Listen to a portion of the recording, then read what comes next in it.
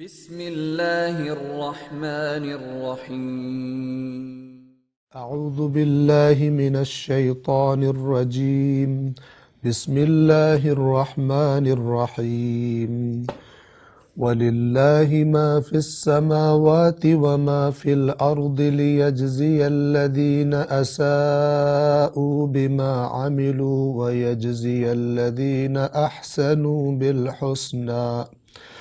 اور جو کچھ آسمانوں میں ہے اور جو کچھ زمین میں ہے وہ اللہ ہی کا ہے، تاکہ وہ برا کام کرنے والوں کو ان کے کاموں کا بدلہ دے اور نیک کام کرنے والوں کو اچھی جزا عطا کرے۔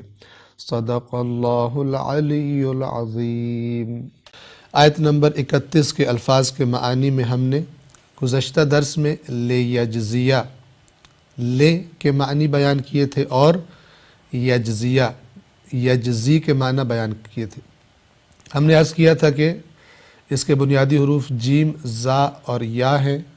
اس سے لفظ سے الجزا بنتا ہے، جزا یعنی کافی ہونا، اور اس سے پھر مراد کسی کام کا بدلہ جو کافی ہو۔ تو یجزی کا کیا معنی ہے؟ یہ فعل ہے، جزا دینا، بدلہ دینا، ایسا بدلہ دینا کہ جو کافی ہو، کمی نہ ہو۔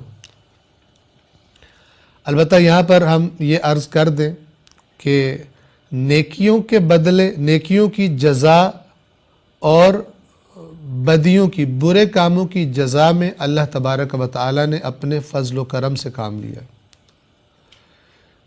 برے عمل کی جزا اتنی ہی ملے گی جتنی اللہ نے مقرر کی ہے اس برے عمل کے لیے، اس عمل کی یہ جزا ہے۔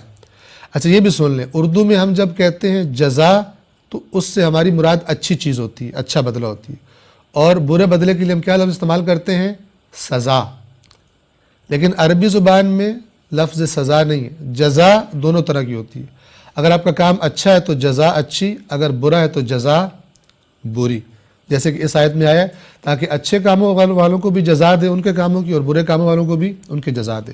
لیکن میں کیا عرض کر رہا تھا کہ اچھے کاموں کی جو جزا ہے وہ اللہ تعالیٰ ایک ہوتا ہے، لیکن اللہ فرماتا ہے کہ میں تمہارے اس عمل کی کیفیت کیسی ہے، مثلا کبھی اللہ فرماتا ہے کہ میں کئی گنا بڑھا دوں گا، کبھی فرماتا ہے میں 10 گنا بڑھا دوں گا، کبھی فرماتا ہے کہ بغیر حساب۔ تو وہ عمل انسان جتنا اچھا نیک عمل انجام دے رہا ہے اس کی جزا اللہ تعالیٰ اپنے فضل و کرم سے کئی گنا بہت زیادہ بڑھا سکتا ہے۔ ٹھیک ہے، جیسا کہ کہا جاتا ہے کہ ہر ایک کو اس کی سزا، اس کی جزا اس کی معرفت کے مطابق ملے گی۔ جتنا اس کو اچھی دین کی معرفت ہے، اللہ کی معرفت ہے، اتنی زیادہ اس کو جزا ملے گی۔ تو نیکیوں کی جزا اللہ نے قرآن میں مثلا فرمایا کہ جو ایک نیکی لے کے آئے گا اس کو 10 ملیں گی۔ ٹھیک ہے، لیکن جو برے عمل ہیں ان کی جو سزا ہے وہ اللہ تعالیٰ زیادہ نہیں کرتا۔ اللہ تبارک و تعالیٰ نے جو مقرر کیا ہے اس عمل کی سزا وہی ملے گی۔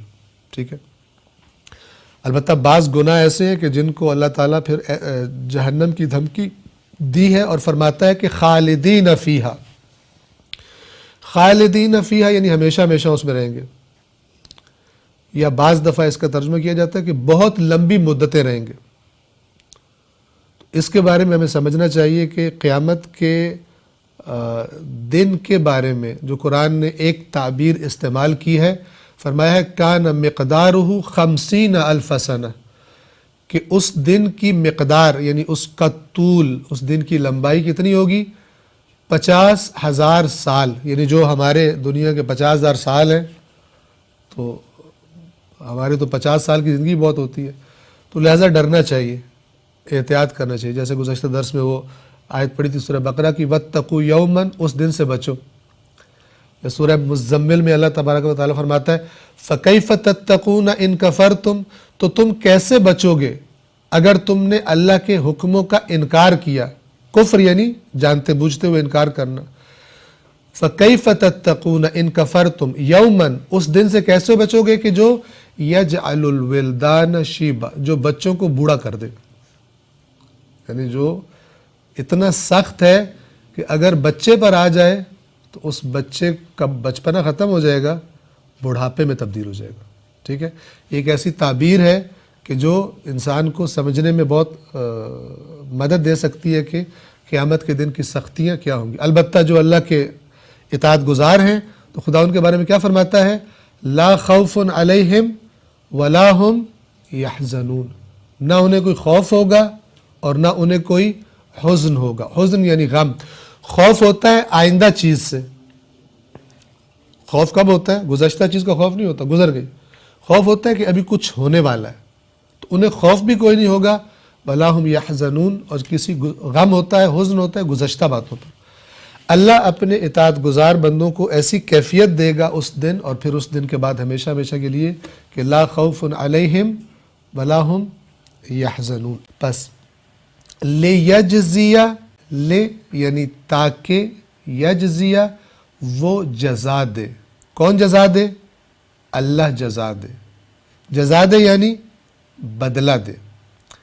لیجزیہ تاکہ اللہ بدلہ دے، تاکہ اللہ جزا دے.